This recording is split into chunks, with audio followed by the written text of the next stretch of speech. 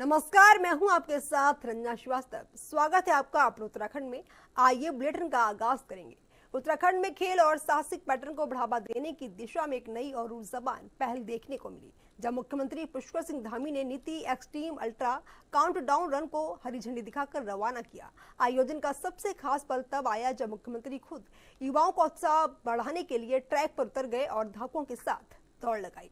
उत्तराखंड पर्यटन विकास परिषद द्वारा आयोजित इस कार्यक्रम का उद्देश्य सीमांत क्षेत्रों में एडवेंचर टूरिज्म को नई पहचान देना है। मुख्यमंत्री ने कहा कि ये आयोजन युवाओं में साहस, ऊर्जा और देशभक्त की भावना को मजबूत करने का अभियान है।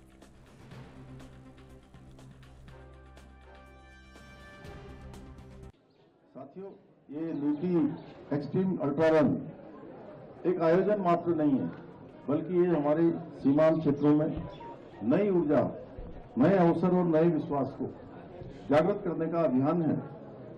और सुबह सुबह उमड़ा आप सभी का ये आत्मविश्वास, ऊर्जा, उत्साह इस बात का प्रमाण है कि देवभूमि उत्तराखंड के युवाओं में साहस, संकल्प और देश के लिए कुछ बड़ा करने का कूट कूट कर भरा हुआ है।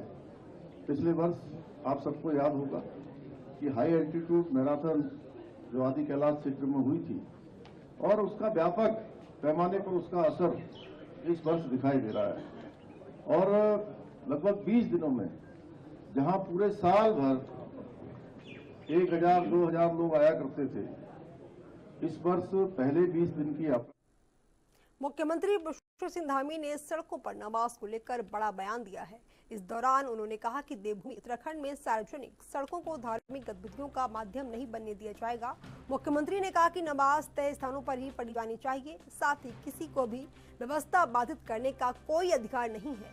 उन्होंने कहा कि चारधाम यात्रा के दौरान सरकार की प्राथमिकता श्रद्धालुओं को किसी भी प्रकार की परेशानी से बचाना है। साथ ही उन्होंने कहा कि धार्मिक और सामाजिक व्यवस्थाओं को राजनीति से ऊपर रखकर देखा जाना चाहिए।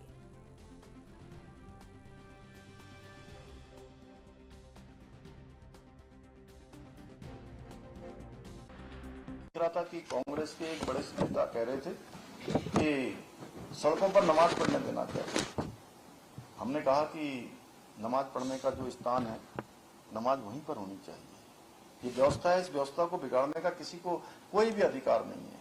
जो भारत की व्यवस्था कहती है, जो हमारी विधि व्यवस्था कहती है, हमारा प्रशासन कहता है, और चारधाम यात्रा चलती है, उस समय चारों तरफ शांत वातावरण है। चारधाम यात्रा को एक तरफ से नहीं चलती है। चारधाम पहुंचते हैं लोग तो कुछ देहरादून के रास्ते पहुंचते हैं, कुछ विकास नगर से पहुंचते हैं, कुछ हरिद्वार से पहुंचते हैं, कुछ कोटद्वार से जाते हैं, कुछ उधर रामनगर की तरफ से जाते हैं। कई तरफ से लोग वहां पहुंचते हैं। लखनऊ से आने वाले लोग उस तरफ से अपना रास्ता बनाते हैं, दिल्ली की तरफ से जाने वाले इधर से आते हैं, भारतवर्ष के अनेक कोनों से आने वाले लोग यहाँ आते हैं। इसलिए इस समय पर सड़कों को बिल्कुल जो है धार्मिक प्रदर्शन और इसका माध्यम नहीं बनने जाएगा। ये हमने तय किया है कि किसी भी कीमत पर हमारे राज्य में आने वाले जो सनातनी हैं, चारधाम यात्री हैं, उनको कोई परेशानी न हो। वैसे भी इस समय में काफी ज्यादा संख्या में आ रहे हैं, तो व्यवस्था बनाना हमारे लिए एक चुनौती जैसा है। आस्था का सम्मान सभी को करना चाहिए, लेकिन कानून और जो व्यवस्था है उससे ऊपर कोई नहीं है। जिनको नमाज करनी है करें, भी नमाज भी करनी चाहिए, जरूर करनी चाहिए। उनका अपना धर्म है तो उसका पालन करें, लेकिन मस्जिद, ईदगाह और ऐसे स्थानों पर पड़ी जाए जहां पर वो व्यवस्था बनानी है। सार्वजनिक स्थानों को बाधित करने का काम नहीं करना चाहिए, किसी को आके उससे परेशानी नहीं होनी चाहिए। उत्तराखंड के मसूरी में कैबिनेट मंत्री गणेश जोशी द्वारा मीडिया को लेकर बड़ा बयान सामने आया है, जिससे वहां की सियासत गर्मा गई। कांग्रेस ने मंत्री के बयान पर कड़ी आपत्ति जताते हुए इसे लोकतंत्र के चौथे स्तंभ का अपमान बताया है। कांग्रेस प्रवक्ता शिवपाल सिंह बिष्ट ने तीखा हमला बोलते हुए कहा कि गणेश जोशी अपने विवादित बयानों के लिए जाने जाते हैं। जब भी उनसे जनता और क्षेत्रीय मुद्दों से जुड़े सवाल पूछे जाते हैं तो वे जवाब देने के बजाय मीडिया पर ही टिप्पणी करने लगते हैं। कांग्रेस ने इस बयान को बेहद निंदनीय बताते हुए मंत्री से तत्काल माफी की मांग की है। इस पर अमल करें और प्रधानमंत्री की शेड्यूल में अपना योगदान दें। उसमें आपका नाम भी काफी लिया जा रहा है, क्या कहने के लिए? अब कोई टटपूंजी चैनल के आजकल तो रोज एक चैनल खुल जाता है। मेरी पार्टी मुझ पर भरोसा करती है, ऐसे ही यदि 4-4 बार विधायक बन गया, इंतजार करिए 5वीं बार भी गणेश जोशी यहाँ से विधायक होगा। आता आप भी ठोक दो, बाकी तो काम राष्ट्रीय केंद्रीय नेतृत्व का है और जिताना जो है पब्लिक का काम है और यहाँ की पब्लिक गणेश जोशी को अच्छी तरह जानती है। देखिए, गणेश जोशी जी लगातार अपने उलझुल और विवादित बयानों के लिए जाने जाते हैं। जब भी मीडिया उनसे कुछ सवाल पूछता है उनके भ्रष्टाचार को लेकर के, क्षेत्र के विकास को लेकर के, भाजपा के कार्यकर्ताओं की उपेक्षा को लेकर के या जनता की अनदेखी को लेकर के, तो गणेश जोशी जी बौखला जाते हैं। इस बार उन्होंने सीधे मीडिया पर ही हमला कर दिया।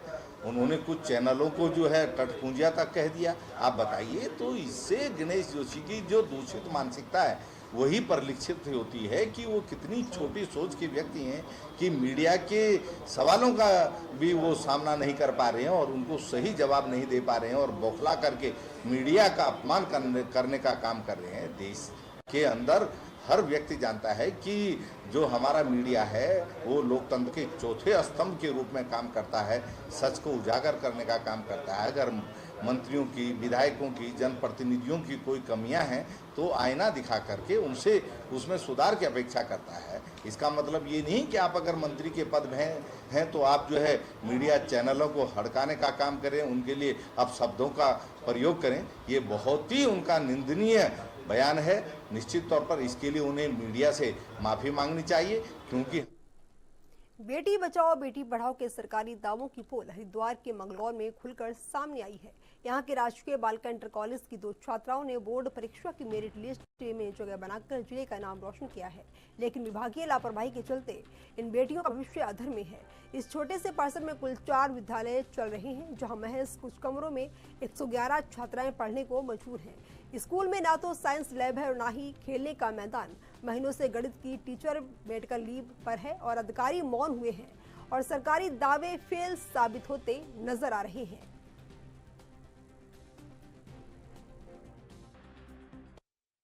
मेरा नाम जैनब है और मैं कक्षा 12 की छात्रा हूँ। मेरे पास मैथ है और यहाँ पे हमारी मैथ वाली जो मैम थी वो चली गई है। मैंने 11th क्लास में मैथ लिया था और अब 12th क्लास में मुझे प्रॉब्लम हो रही है मैथ पढ़ने में। तो आप नाम सोनम है, मैं कक्षा 12वीं की छात्रा हूँ। वैसे तो हमारे स्कूल की पढ़ाई बहुत अच्छी है, यहाँ पर पढ़ाई में कोई भी कमी नहीं है, तभी हमारे स्कूल की जो लड़कियाँ हैं वो मेरिट में आई हैं। इतनी मतलब अभाव है बहुत ज़्यादा चीज़ों का। सबसे मेन यहाँ पर प्लेग्राउंड नहीं है और जैसे आप सभी जानते हैं कि हम अभी स्कूल लाइफ है हमारी, तो उसमें खेलना बच्चों के लिए ज़रूरी होता है। हमारे असेंबली के लिए भी जगह नहीं है, प्लेग्राउंड नहीं है, लाइब्रेरी भी नहीं है, पर फिर भी यहाँ टीचर्स का पढ़ाना बहुत अच्छा है। इस वजह से हमारे स्कूल की लड़कियाँ मेरिट में आई हैं। हमारा है और मैं कक्षा 12वीं की छात्रा हूँ। मेरे पास बायो सब्जेक्ट है और हमारे स्कूल में लैब नहीं है। बायो में सबसे ज़्यादा ज़रूरत होती है लैब की। मैं मेडिकल फील्ड में जाना चाहती हूँ, लोगों की हेल्प करना चाहती हूँ और हमारे स्कूल में फिजिक्स, केमिस्ट्री, बायो किसी की भी लैब नहीं है और स्पेस भी बहुत कम है। हमारे स्कूल में 4 स्कूल स्टे करते हैं और हमें बहुत ही डिस्टर्बेंस होता है इस चीज़ के लिए, क्योंकि नीचे बच्चों की बहुत आवाज़ आती है, शोर आता है, तो हमें डिस्टर्बेंस होता है इस चीज़ के लिए। और स्पेस बहुत कम है, प्रेयर की भी जगह नहीं होती हमारे पर संज्ञान ले और हमारे विद्यालय के लिए भवन की प्रक्रिया शुरू हो जाए, निर्माण प्रक्रिया शुरू हो जाए तो बच्चों के लिए बहुत अच्छा बेहतर होगा। हमारे यहाँ दोनों ही स्ट्रीम है, कला की भी स्ट्रीम है और साइंस की भी है। साइंस में बायो है, केमिस्ट्री है और आपका फिजिक्स है। मैथ की मैडम है, उन्होंने देहरादून कई साल तक यहाँ काम किया। मेरे ख्याल से 10 साल ना हो गए हों, 2016 में शायद वो आई थी। तो अब उन्होंने काफ़ी सालों से ट्रांसफ़र के लिए प्रयासरत थी, लेकिन ट्रांसफ़र उनका नहीं हो पाया। तो वो नवंबर 2025 में वो उन्होंने SCRT में अपना अटैचमेंट करा लिया है और अभी फ़िलहाल मुझे सूचना मिली है कि 2-3 महीने से वो मेडिकल पे है, उनके पैर में चोट लग गई है। सरकार ने एक नारा दिया है कि बेटी बचाओ बेटी पढ़ाओ। हालांकि बेटी पढ़कर अपने कस्बे का, अपने परिवार का नाम रोशन कर रही है। बात करें मंगलौर के राजकीय इंटर कॉलेज की, तो यहाँ की 3 छात्राओं ने उत्तराखंड मेरिट लिस्ट में नाम आया है और अपने कस्बे और उन परिवार का नाम रोशन किया है। लेकिन बुनियादी जो सुविधाएं है वे यहाँ नाराजन है। मैं आपको दिखाना चाहूंगा, इस वक्त हम स्कूल में खड़े हैं, राजकीय कन्या इंटर कॉलेज में। यहाँ की 3 छात्राओं ने मेरिट लिस्ट में नाम लाया है। अब यहाँ की बुनियादी सुविधाओं में आपको दिखाना चाहूंगा, पढ़ सके एमबी के लिए मंगलौर से अकील अहमद। उत्तराखंड की राजधानी देहरादून से खबर सामने आई है। राज्य में स्वरोजगार को बढ़ावा देने के लिए पर्यटन विभाग ने होम स्टे योजना में कई महत्वपूर्ण बदलाव किए हैं। पर्यटन सचिव धीराज गर्ब्याल ने बताया कि स्थानीय लोगों को अधिक लाभ पहुंचाने के लिए होम स्टे में कमरों की संख्या बढ़ा दी गई है। साल प्रक्रिया से जुड़े नियमों में भी संशोधन किया गया है। विभाग जहां एक तरफ अवैध रूप से चल रहे होम स्टे पर सख्त कार्रवाई कर रहा है, तो वहीं नियमों के तहत संचालित इकाइयों को प्रोत्साहन और सुविधाएं दे रहा है।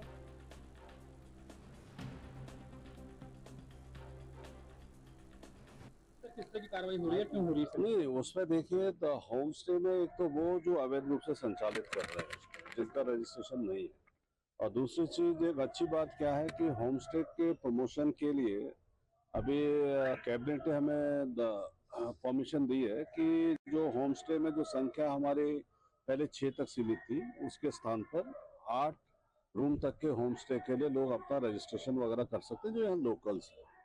और वो ऐसे आउटसाइडर्स जिन्होंने केवल 250 स्क्वायर मीटर की जमीन ली है और उसमें अपना घर बनाया, उसमें होम स्टे चला रहे हैं, तो उनको बीएनबी के अंतर्गत रजिस्ट्रेशन करना पड़ेगा, क्योंकि वो लोग अपना कॉमर्शियल बिजली पानी सब वगैरह यूज कर रहे थे, तो इसलिए उस चीज को लाए हैं। और तीसरी चीज 100 रिन्यूअल की बात आई है कि अगर किसी आदमी को 5 साल बाद रिन्यूअल कराना है तो अपनी फॉर्मेलिटीज वगैरह पूरी करके वो उसका रिन्यूअल करा सकते हैं। उत्तराखंड में मुख्य चुनाव आयुक्त गणेश कुमार अपने 2 दिवसीय महत्वपूर्ण दौरे पर उत्तराखंड पहुंचे हैं। देहरादून पहुंचने के बाद मुख्य चुनाव आयुक्त सीधे उत्तरकाशी के लिए रवाना हो गए। अपने इस दौरे के दौरान भी उत्तरकाशी में चीन सीमा से सटे बेहद संवेदनशील और सुदूर सीमांत पोलिंग बूथ हर्षिल का स्थलीय निरीक्षण करेंगे। मुख्य चुनाव आयुक्त का ये दौरा आगामी मतदाता सूची के विशेष गहन पुनरीक्षण कार्यक्रम को लेकर बेहद अहम माना जा रहा है। वे उत्तरकाशी में स्थानीय निर्वाचन अधिकारियों और प्रशासनिक अमले के साथ उच्च स्तरीय बैठक करेंगे। साथ ही चुनाव तैयारियों के साथ साथ मतदाता पुनरीक्षण के कार्यों की बारीकी से समीक्षा भी करेंगे।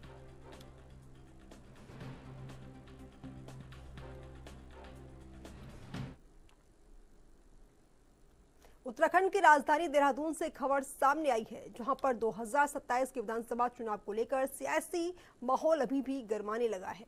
बीजेपी की चुनावी सक्रियता के बीच अब कांग्रेस भी अपने अभियान को धार देने में लगी हुई है। इसी सिलसिले में लोकसभा ने नेता प्रतिपक्ष राहुल गांधी का इस महीने के अंत या अगले महीने के पहले सप्ताह में उत्तराखंड दौरा प्रस्तावित है।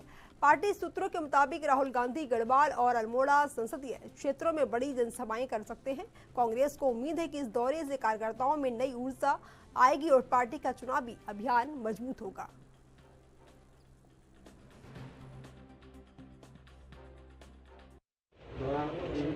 संभावना है राहुल गांधी जी के गढ़वाल में आर्मी से संबंधित उनका दौरा बन रहा है। हमने कहा है कि पौड़ी, क्योंकि गढ़वाल मंडल का मुख्यालय है, या तो पौड़ी होगा या लहसुरन होगा। संभावना पौड़ी की ज़्यादा है और वो और एक कुमाऊं में हम उनका दौरा उनका संभावित है।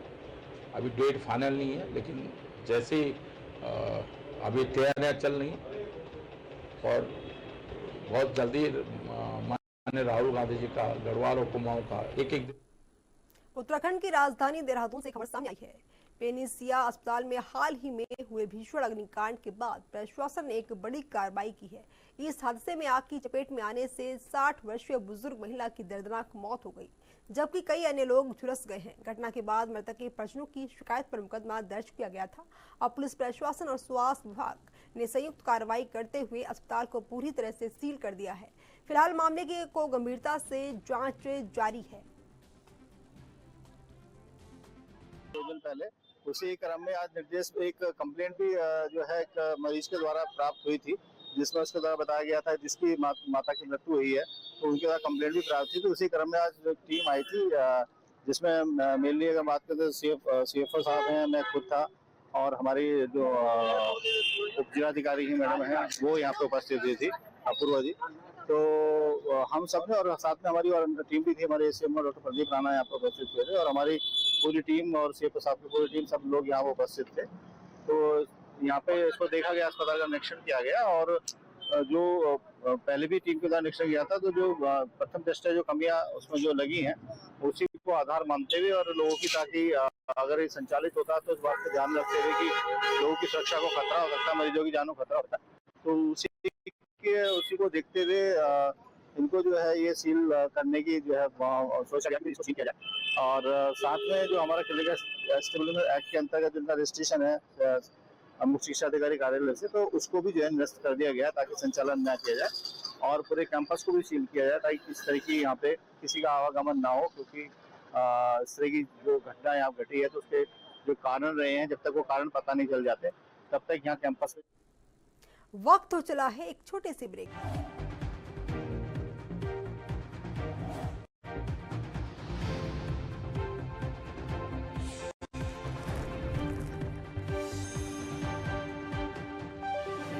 ब्रेक के बाद आप लोगों का एक बार फिर से स्वागत।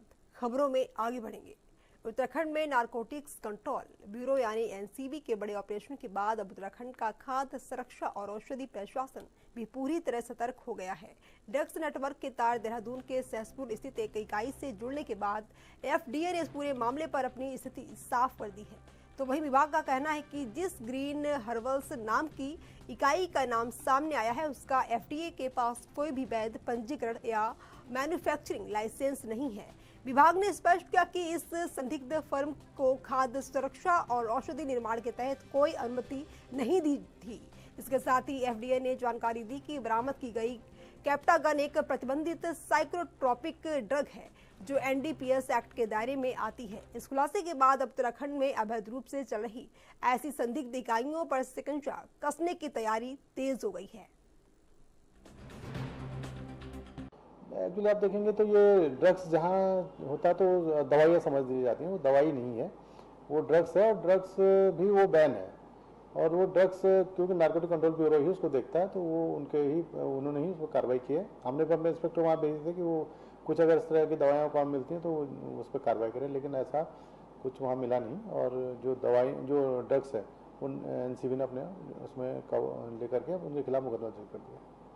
सर कितने लोग थे ये, कितने कुछ मामला है सामने? नहीं, इस तरह के तो मेरे पास ऐसा कुछ नहीं है क्योंकि एनसीबी ही इसमें कार्रवाई कर रही है तो उन्हीं को ज़्यादा इसमें पता होगा कि कहाँ से सप्लाई। ये यूनिट देखने को मिल रही है, कुछ आपकी क्या कुछ है?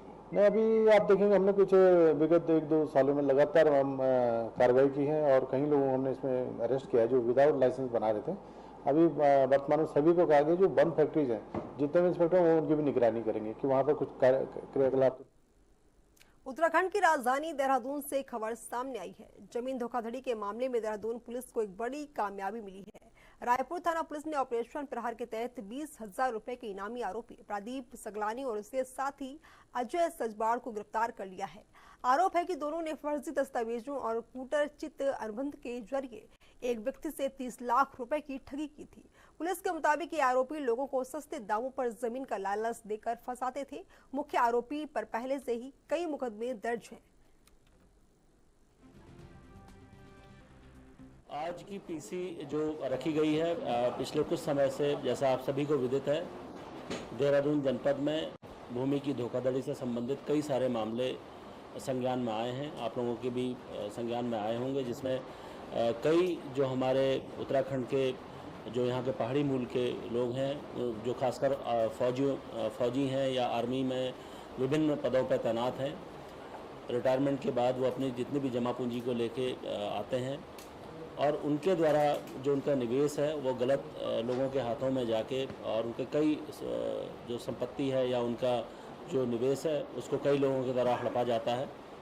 ऐसा ही एक मामला जो पिछले काफ़ी समय से चर्चित है, इसमें कुछ जो भूमाफिया इस प्रकार के लोग सम्मिलित हैं, वो इनकी संपत्ति को या इनको जो ज़मीन है उनको फर्जी तरीके से बेच के उनसे उनका जो जमा पूंजी है उसको लूटने का प्रयास करते हैं। ऐसे लोगों पे आज देहरादून पुलिस ने एक बड़ी कार्रवाई की है, जिसमें जो 3 जो अभियुक्तों में से 2 अभियुक्तों को पकड़ा गया है, जो इसमें इसका जो मास्टरमाइंड है।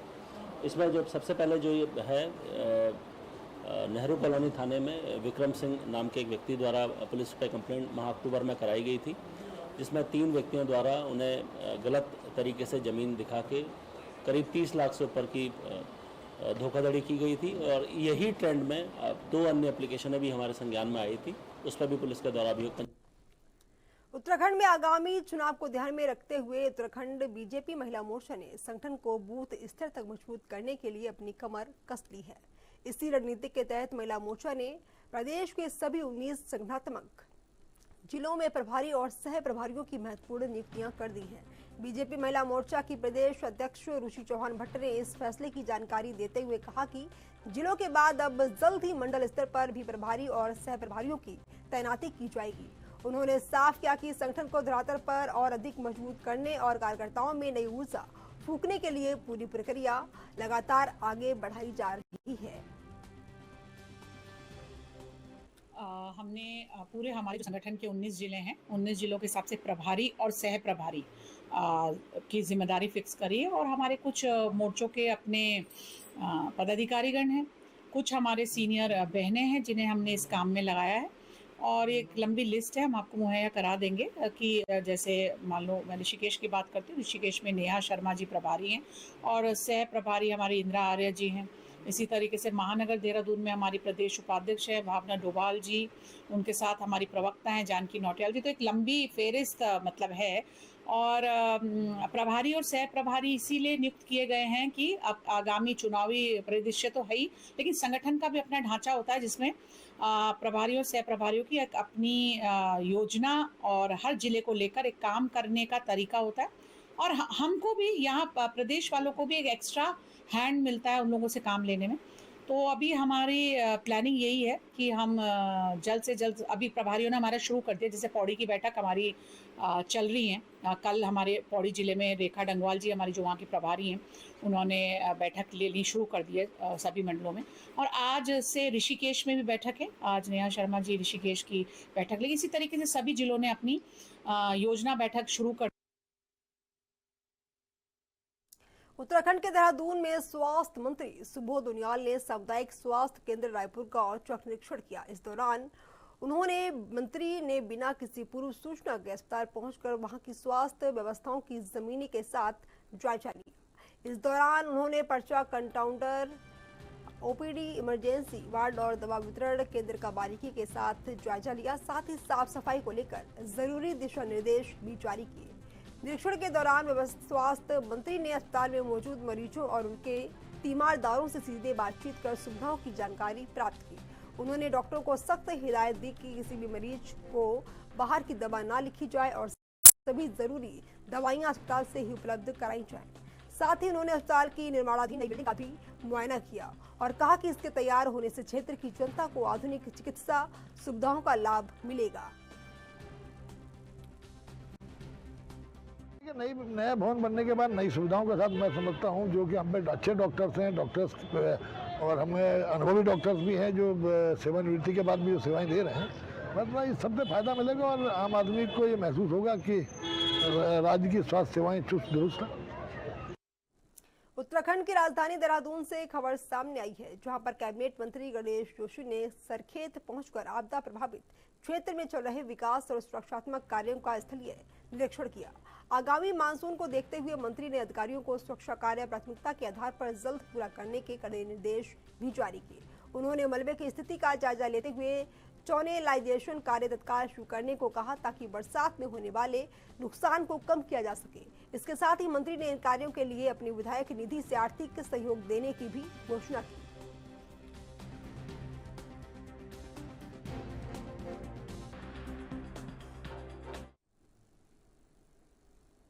आज की बुलेटिन में इतना ही। मुझे दीजिए इजाजत। नमस्कार।